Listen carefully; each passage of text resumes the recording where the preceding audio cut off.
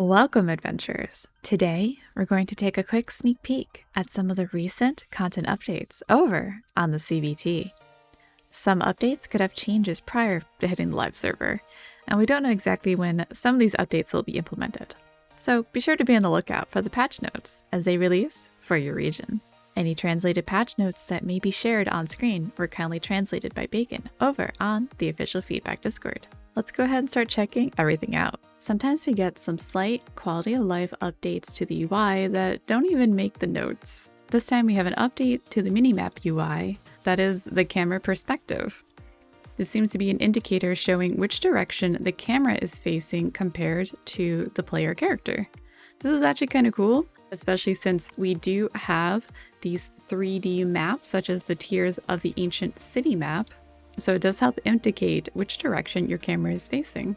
On a recent update, the Adventure Journal was updated for pets, mounts, cards, and the furniture interface. Looking at the card interface, looks like they updated it so the button either deposits or takes out depending on what you need for the cards available, instead of having two buttons side by side. For the pet interface, looks like it helps tell you where to find the monster's taming items.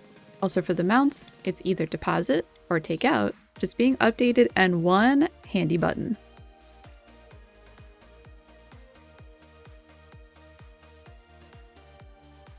There was also an update to MVP Battle. It looks like they are adding new MVPs and minis to it.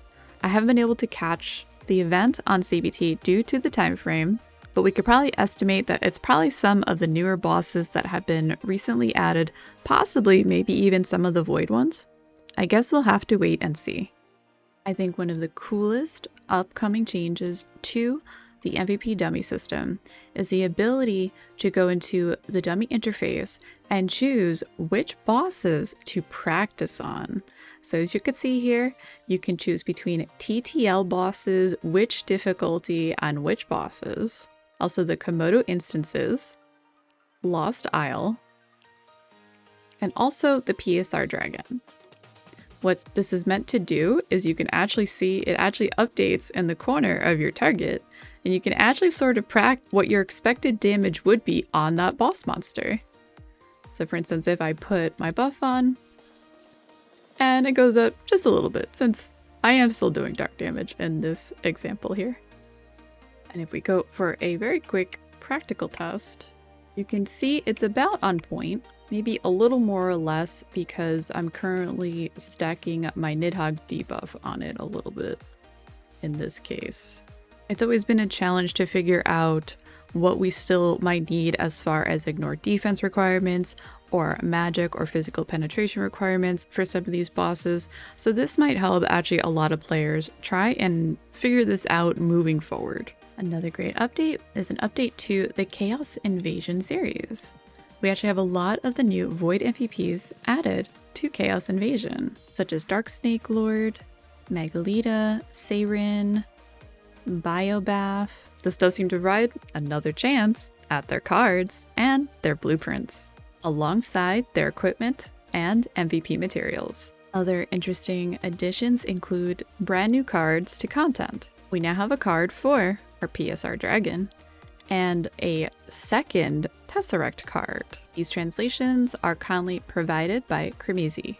The Ancient Phantom Dragon card is a headwear card that when equipped, it says when dealing damage there's a 50% chance to poison or burn the target for 5 seconds. And when attacking a poisoned or burned target, physical damage and magical damage will be increased by 10% for 10 seconds. The unlock is damage to poison targets plus 1%, and deposit is damage to burn targets plus 1%.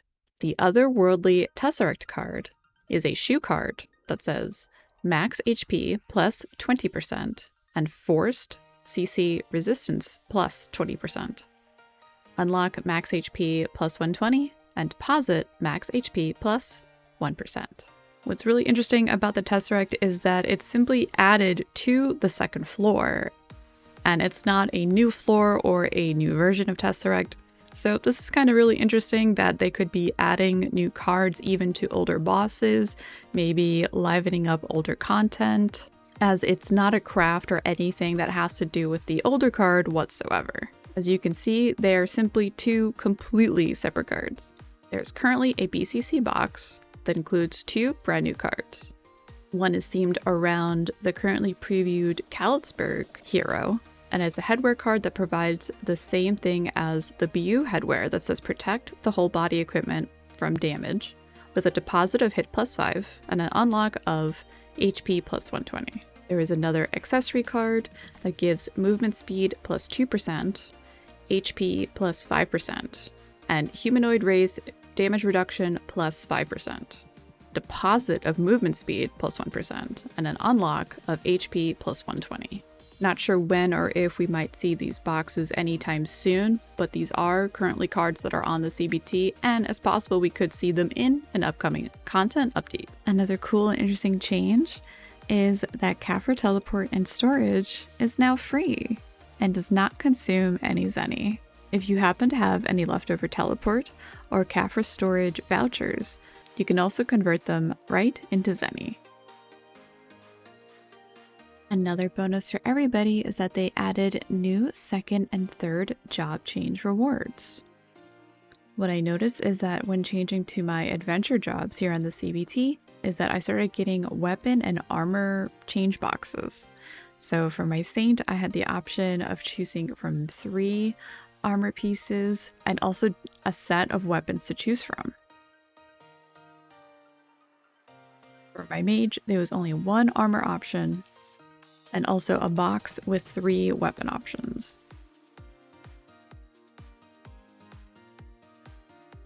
And on my Lightbringer, there was also a box with 4 weapon options and also with 3 armor options. So it seems like these are designed for mainly new players, but this will also have extra armor and weapons for everybody to choose from if maybe you still need one for your collection. You can also now tier up your ancient equipment over in Prontera with the help of NPC Thor. Looks like he gives you a bit of guidance along the way, as you can see here. So it's always good to have different options in different cities. This next change I'm so excited to show you because this has been something that's been highly requested, I think, for a very long time. So now whenever you change your job, it actually saves your item bar, including on your Ymir slot saves. So I noticed that if I swap from Hela back into Saint, the item bar itself actually swaps back to what I had previously. And also, if I even go back to a different job such as Dorm, you can see the entire item bar just changed itself to what I just had the last time that I was on the job. It also saves depending on your Ymir slots. So I think this is absolutely fantastic, and it's about time, as I know on my live account, especially, I have a lot Saint slots saved for all different reasons.